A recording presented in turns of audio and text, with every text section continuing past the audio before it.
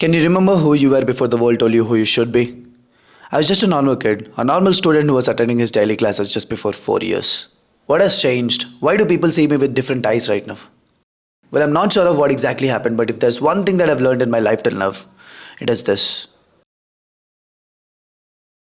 Do what your heart tells you to do. You're not bound to follow the orders and become a slave that they want you to be. Learn what you want to learn, do what you want to do, just prove them wrong. Never forget this.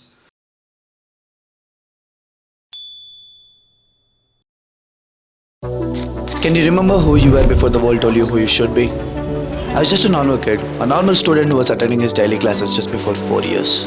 What has changed? Why do people see me with different eyes right now? Well, I'm not sure of what exactly happened, but if there's one thing that I've learned in my life till now, it is this.